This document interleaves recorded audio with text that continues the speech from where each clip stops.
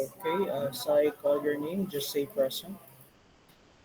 Kabat, Present. Canonigo, Present. Kapisnon, Sir. Kapisnon, Present, sir. Carbos, Present. Sinisa, Codino, Present, sir. Dagle, Present, sir. De La Victoria, Present, sir. Felices, Present, sir. Gabato, Present, sir. Hinon, Present, sir. Hernandez, Ibarra, Present, sir. Lebron, Present. Lucero,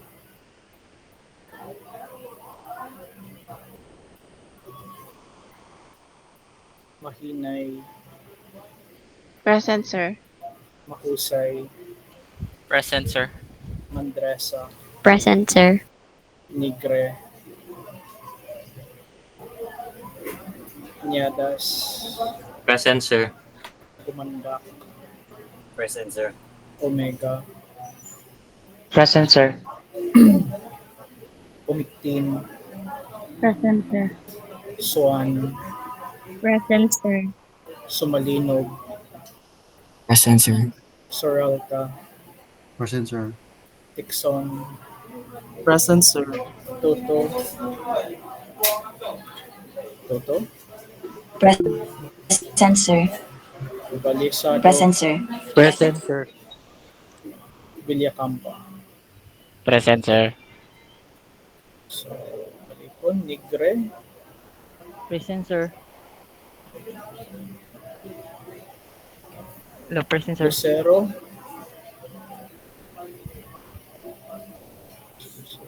Hernandez. Okay. So guys, medyo asynchronous lang sa karon ha. So we'll review the topics on gate, data flow, and behavioral modeling on Thursday. Okay, so for the time being, I'll be giving you some link to our supposed to be topic for today. Okay, naalang sa educative ron. So again, our supposed to be topic for today is all about behavioral modeling. Okay, so you'll be using procedural blocks like always and initial, and of course you'll be seeing mga familiar syntax, okay, nga naagian ninyo in C programming. So medyo a bit different lang siya, okay, and you get to know more about those special syntax in Verilog in this topic. Okay, so mostly in a way pare-pareha ra jud siya sa mga conditional statements nga nagian ninyo in C, except that lahi lang ang iyang syntax. Okay, so we know that in Verilog there is no such thing as curly braces for the statement block. Okay, how do we define statement block again in Verilog? Ang kahinumdum ba? Ugway nakahinumdum. Okay. Unsaon ganito nato if let's say for example there are more than one statement nga dapat i-execute sa usa ka Begin and end, sir. procedural block. Okay, so we use the keyword begin and end. So makita sa ninyo guys in this YouTube video how those switch and if then else statements are actually implemented, okay, using the behavioral approach. So again, it will take a bit of practicing, okay, to get oriented with the syntax in Verilog programming. Kay bisag naanad mo pag-ayo sa C programming, bisag ma-confuse mo over the syntax utilized in Verilog. Okay? So, I think mas maayo siguro i-follow na lang ni siya nga YouTube video. Okay? There are some examples that are being shown here which you can replicate using your model sim. Okay? So hopefully tanan no naaray model sim. So I do suggest kaning mga examples nga ipakita sa kaning nga discussion inyuhang i-replicate. Okay? So medyo taas-taas man nga topic kung mag-discuss ko ani di niya mahuman in less than an hour. So kani gi-edit naman ni siya. So specific na kayang topic to those examples that we will be implementing later on the actual board. Okay? And by the way, katong last Thursday, pag meet na to, asa mo nagugay ato sa implementation sa 4-bit adder? Sa asa? Quartos? Sa pin mapping, minasta ka to, sir. So wala ray problema sa test bench. You were able to test your 4-bit adder.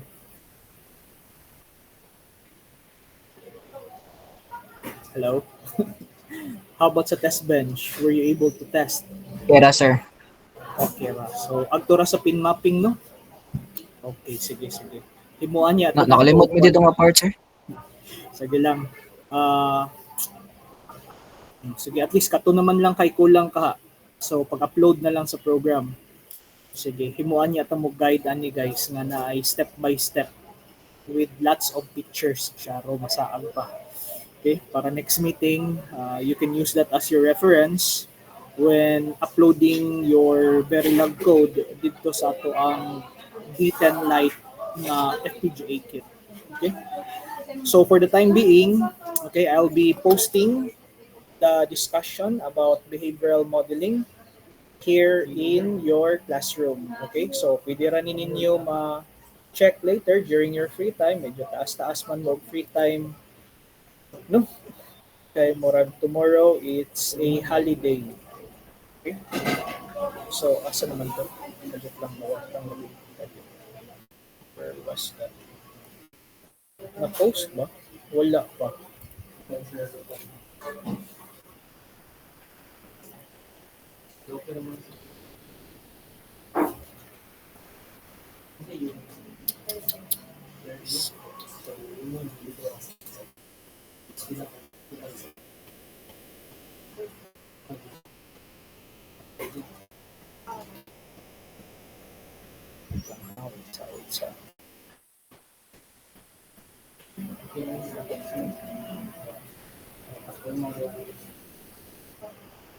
So, if comparing data flow and gate level modeling, guys, which would you prefer?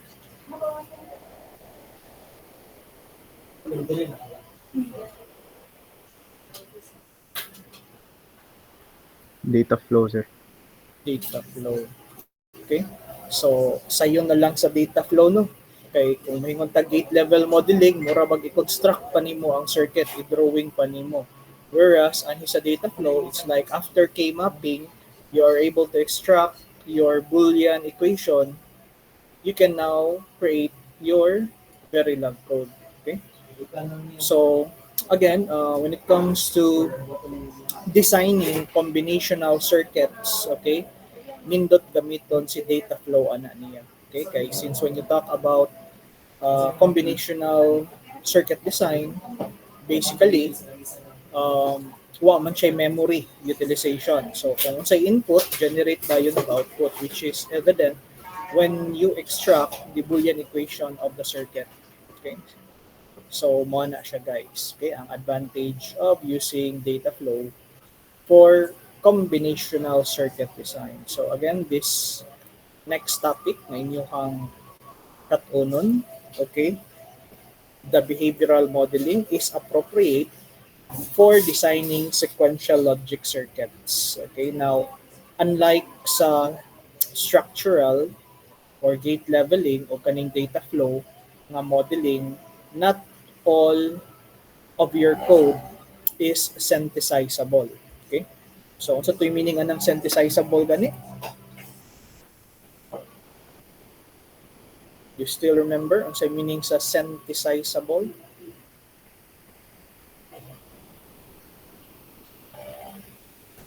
What is meant by synthesizable?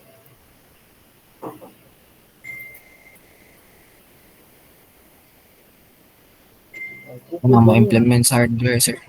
Oh, Okay, so kanang ma-implement sa hardware. So take note lang, diri sa ato ang gitawag nga behavioral modeling, not all code might be synthesizable. Mo nang gamit kaayo ang compiler for checking your design. So you might be able to test it on your test bench, mugana ra siya, but once converted siya into its equivalent hardware design, dili ma-convert sa imong compiler ang implementation sa imong behavioral modeling into its logic format.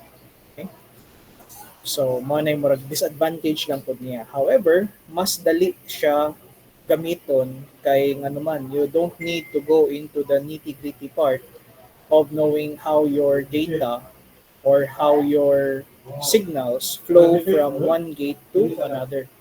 Okay, so this is something advantageous for programmers who don't have a background on digital electronics. Okay? So for those na may background in digital electronics, pabor ang data flow modeling. Okay? And probably a bit of the structural modeling. Okay?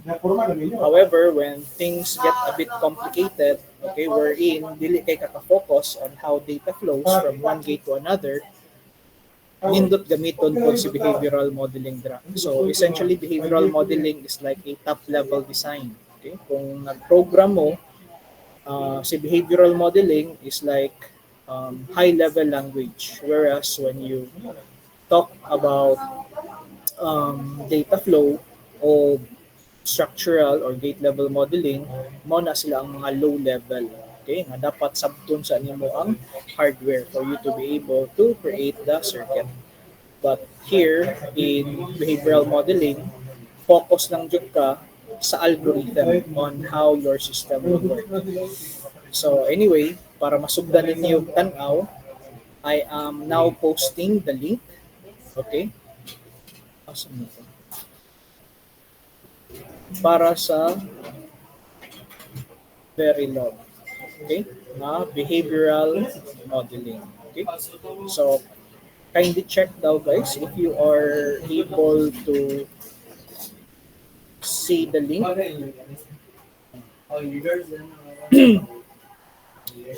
Okay, makita na ba? Makita na sir. Makita ra. Oh, sige. So for the time being, please watch the video. That's only about 49 minutes. Okay? So even though 49 minutes siya, medyo mataas-taas na siya if let's say for example, if replicate ninyo ang mga examples in Model Sim. Okay? So sa discussion dire, it doesn't talk about the test benches. It's more focused on the module itself. So I do believe wala na tayo problema no in creating test bench. Okay? Unsa gana ito yung process na to kung mag-create ng test bench?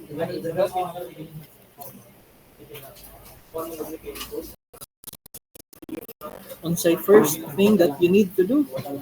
Of course, create a module na walay input at output. After that, unsay sunod? What's the next step?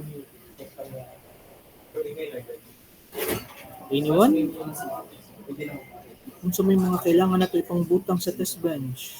I-include ang Again, module sa mong kuan sir. Okay, so i-include na to ang module. In short, we instantiate an instance of the module under test. Okay, so katong gitawag na to nga DUT.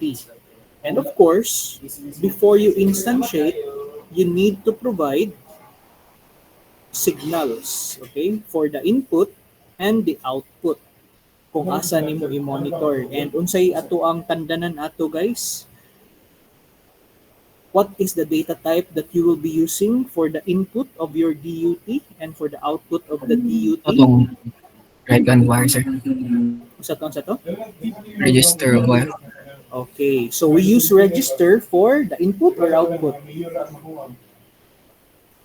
Register for input, sir. Okay, so we use the register for the input and the wire for the output. Okay. So Sa paman. Okay, so during the test bench, okay, what are the procedural blocks you would likely use to generate all the possible combination? Okay, so we have two, di ba, procedural blocks. So you could use initial na block. Okay? Yeah, para ma-monitor nimo sa imuhang kasi tawag ano sa imuhang console window ang output, okay? Kanus ganito nato gamiton si display o kanus gamiton si monitor? And what is the difference between the two?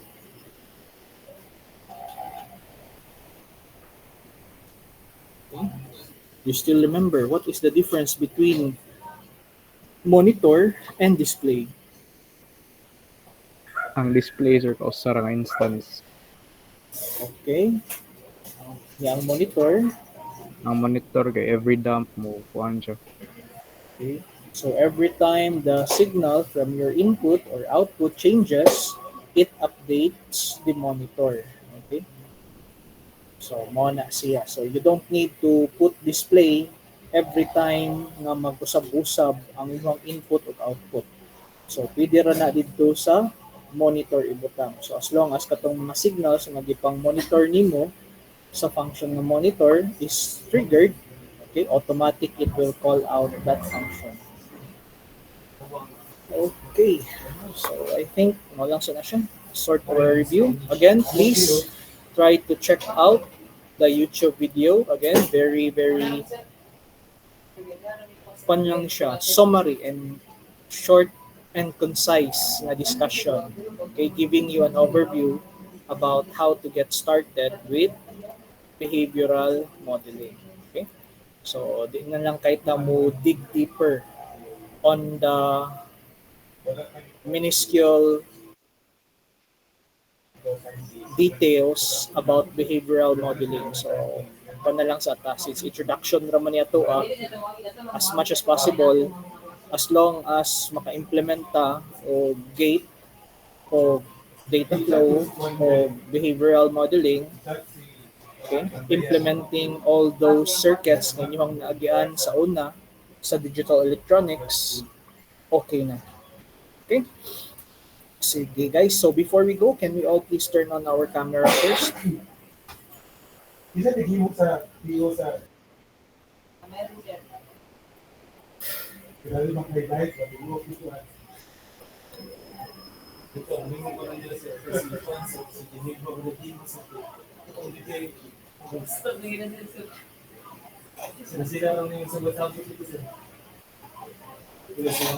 So, Nigre and Sumalino.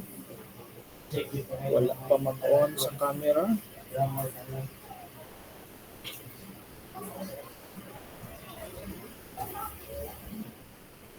O nana ba si Nigre?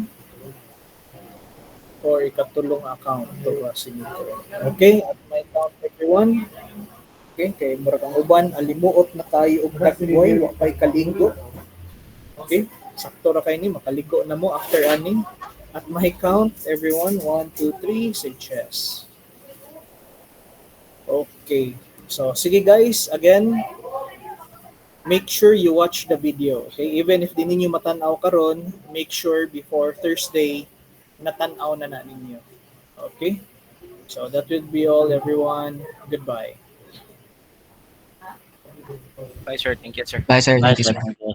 Bye, sir. Thank you, sir.